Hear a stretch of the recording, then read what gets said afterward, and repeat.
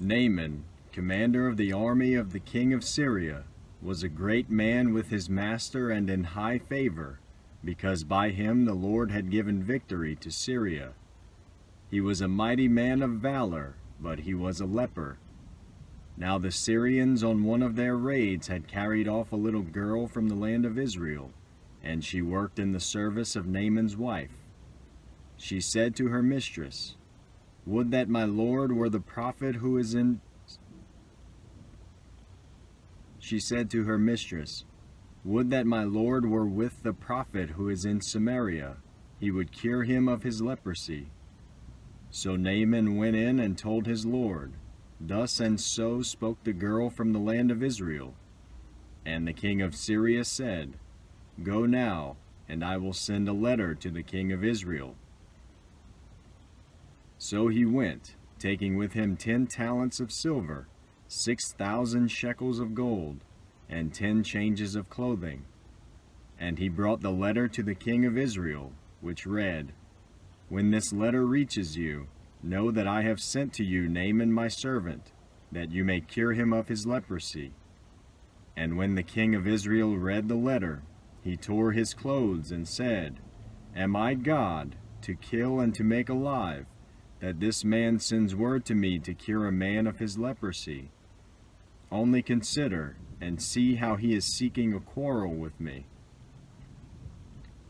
But when Elisha the man of God heard that the king of Israel had torn his clothes, he sent to the king, saying, "Why have you torn your clothes? Let him come now to me, that he may know that there is a prophet in Israel." So Naaman came with his horses and chariots and stood at the door of Elisha's house. And Elisha sent a messenger to him, saying, "Go and wash in the Jordan 7 times, and your flesh shall be restored, and you shall be clean." But Naaman was angry and went away, saying, "Behold, I thought that he would surely come out to me and stand and call upon the name of the Lord his God, and wave his hand over the place and cure the leper. Are not Abana and Pharpar, the rivers of Damascus, better than all the waters of Israel? Could I not wash in them and be clean?" So he turned and went away in rage. But his servants came near and said to him, "My father, it is a great word the prophet has spoken to you. Will you not do it? Has he actually said to you, 'Wash and be clean'?" So he went down and dipped himself 7 times in the Jordan, according to the word of the man of God, and his flesh was restored like the flesh of a little child, and he was clean. Then he returned to the man of God, he and all his company, and he came and stood before him.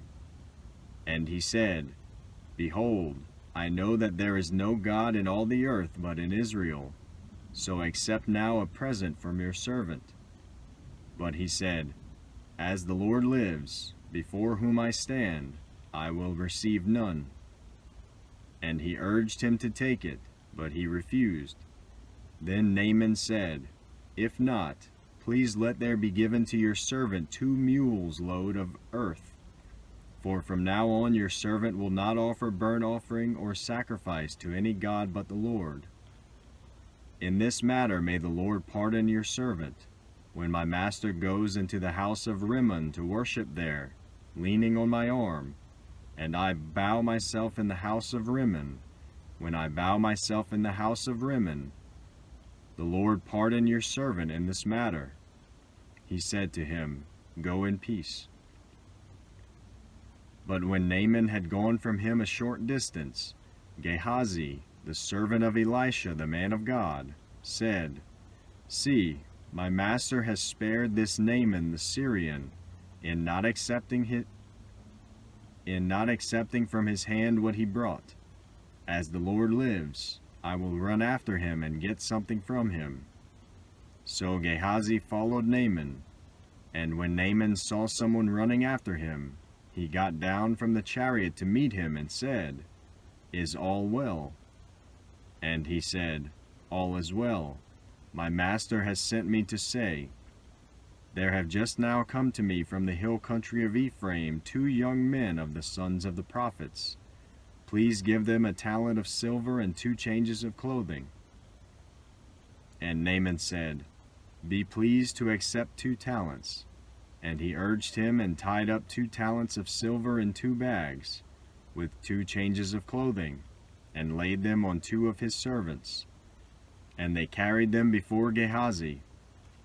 And when he came to the hill, he took them from their hand and put them in the house. And he sent the men away, and they departed. He went in and stood before his master, and Elisha said to him, "Where have you been, Gehazi?" And he said, "Your servant went nowhere." But he said to him, "Did not my heart go when the man turned from his chariot? Did not my heart go when the man turned from his chariot to meet you?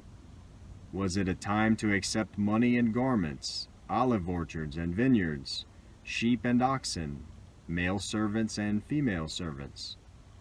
Therefore the leprosy of Naaman shall cling to you and to your descendants forever." So he went out from his presence a leper, like snow. Now the sons of the prophets said to Elisha, "See, the place where we dwell under your charge is too small for us. Let us go to the Jordan, and each of us get there a log, and let us make a place for us to dwell there." And he answered, "Go." Then one of them said, "Be pleased to go with your servants." And he answered, "I will go." So he went with them, and when they came to the Jordan, they cut down trees. But as one was felling a log, his axe head fell into the water, and he cried out, "Alas, my master, it was borrowed." Then the man of God said, "Where did it fall?" When he showed him the place, he cut off a stick and threw it in there and made the iron float. And he said, "Take it up." So he reached out his hand and took it. Once when the king of Syria was warring against Israel, he took counsel with his servants, saying, "At such and such a place shall be my camp." But the man of God sent word to the king of Israel, "Beware that you do not pass this place, for the Syrians are going down there." And the king of Israel sent to the place about which the man of God told him. Thus he used to warn him, so that he saved himself there more than once or twice. And the mind of the king of Syria was greatly troubled because of this thing, and he called his servants and said to them, "Will you not show me who of us is for the king of Israel?" And one of his servants said, "None, my lord, O king. But Elisha, the prophet who is in Israel, tells the king of Israel the words that you speak in your bedroom." And he said, "Go and see where he is, that I may send and seize him." It was told him, "Behold, he is in Dothan." So he sent there horses and chariots and a great army, and they came by night and surrounded the city. When the servant of the man of God rose early in the morning and went out, behold, an army with horses and chariots was all around the city. And the servant said, "Alas, my master, what shall we do?" He said, "Do not be afraid, for those who are with us are more than those who are with them." Then Elisha prayed and said, "O Lord, please open his eyes that he may see." So the Lord opened the eyes of the young man, and he saw, and behold, the mountain was full of horses and chariots of fire all around Elisha. And when the Syrians came down against him, Elisha prayed to the Lord and said, "Please strike this people with blindness." So he struck them with blindness in accordance with the prayer of Elisha. And Elisha said to them, "This is not the way, and this is not the city. Follow me, and I will bring you to the man whom you seek." And he led them to Samaria. As soon as they entered Samaria, Elisha said, O Lord, open the eyes of these men, that they may see. So the Lord opened their eyes, and they saw, and behold, they were in the midst of Samaria. As soon as the king of Israel saw them, he said to Elisha, My father, shall I strike them down? Shall I strike them down? He answered, You shall not strike them down.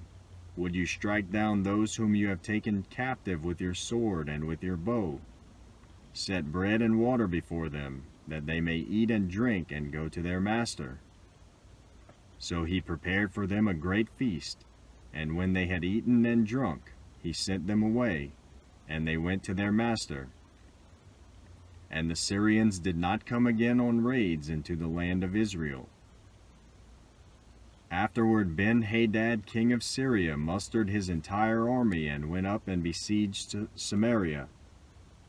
And there was a great famine in Samaria, as they besieged it, until a donkey's head was sold for 80 shekels of silver, and the fourth part of a cab of dove's dung for 5 shekels of silver.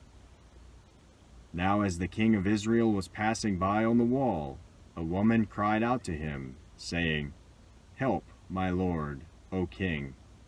And he said, If the Lord will not help you, how shall I help you? From the threshing floor, or from the winepress? And the king asked her, What is your trouble? She answered, This woman said to me, Give your son, that we may eat him today, and we will eat my son tomorrow. So we boiled my son and ate him. And on the next day I said to her, Give your son, that we may eat him. But she has hidden her son. When the king heard the words of the woman, he tore his clothes. Now he was passing by on the wall, and the people looked, and behold, he had sackcloth beneath on his body. And he said, May God do so to me and more also, if the head of Elisha the son of Shaphat remains on his shoulders today. Elisha was sitting in his house, and the elders were sitting with him.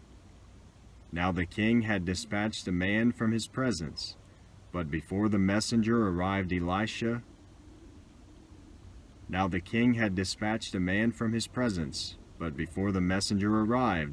said to the elders, Do you see how this murderer has sent to take off my head? Look, when the messenger comes, shut the door and hold the door fast against him. Is not the sound of his master's feet behind him? And while he was still speaking with them, the messenger came down to him and said, This trouble is from the Lord. Why should I wait for the Lord any longer?